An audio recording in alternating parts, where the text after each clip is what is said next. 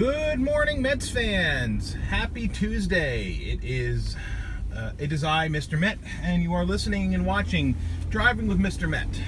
And while there's no news to cover today, and really hasn't been any real news outside of the traditional reports from spring training, I do want to talk about a few things I've read on Mets blog, and mention the fact this will be my last video probably until the 1st of March.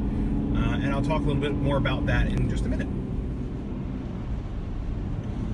Last week, when the Mets announced the official signing of Jason Vargas to a 2-year contract, the action and the cause and effect sort of scenario, where the cause would be the contract, the effect that the signing has had, allegedly had, I should say, on some of the starting pitchers for the Mets, has been a little bit curious.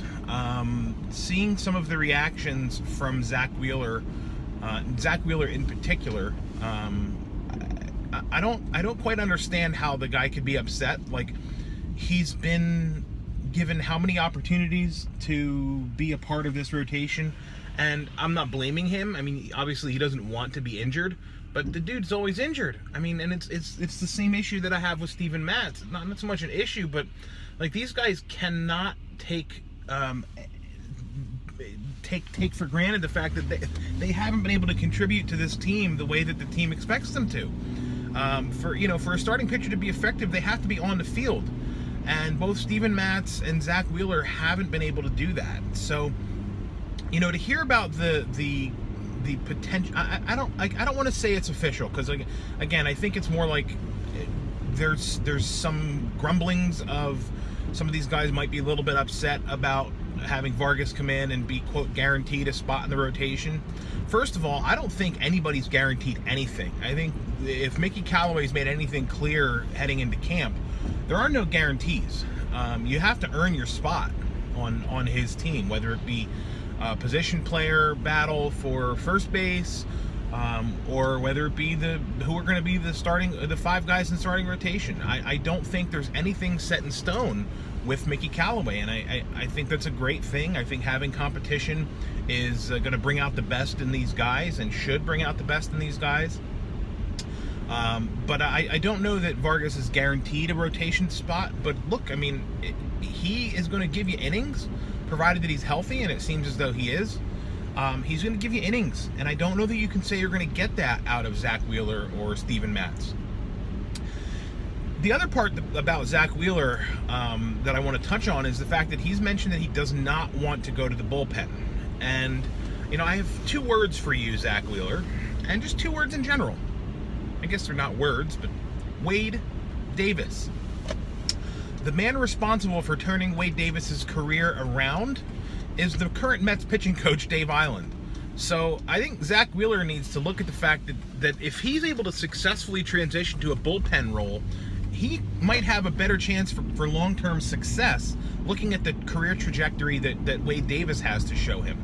So I do hope that if there's the potential for Zack Wheeler or anybody to move into and transition into a bullpen role, that they accept that with open arms, and they look at it as an opportunity to improve the team and to improve themselves. One of my frequent commenters on YouTube, Mad Wax, actually made a suggestion that perhaps it'll be Steven Matz who goes to the bullpen. And my initial thought was probably not, but then I'm thinking more about it, and on Wax's comments, he actually says Steven Matz could become the Mets equivalent of Andrew Miller. And that's an interesting thought. Both left-handers, both have really good stuff. Matz is not quite as tall as Miller, but that would be awesome if he could transition into that sort of bullpen ace.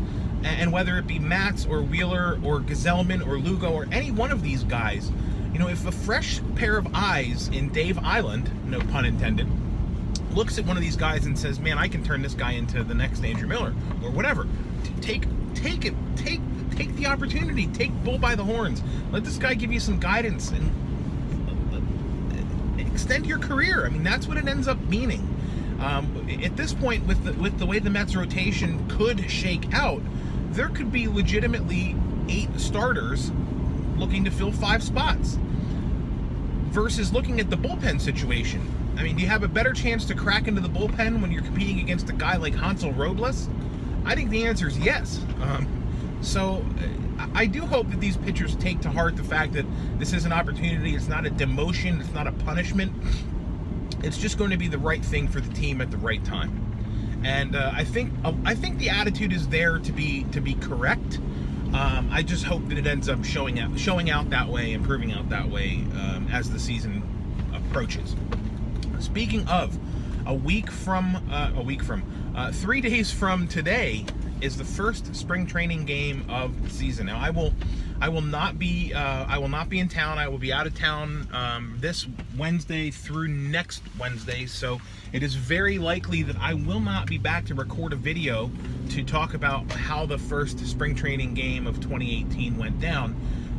If there's any possibility that I can get a video recorded, I will do so, but I'm not making any promises on that front. So I do hope I can get back with a few videos between now and my return home, but we'll see. No promises.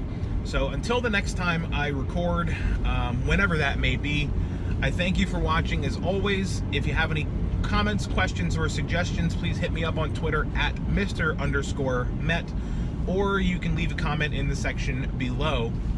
But thanks again, as always, and I will leave you with a Let's Go Mets.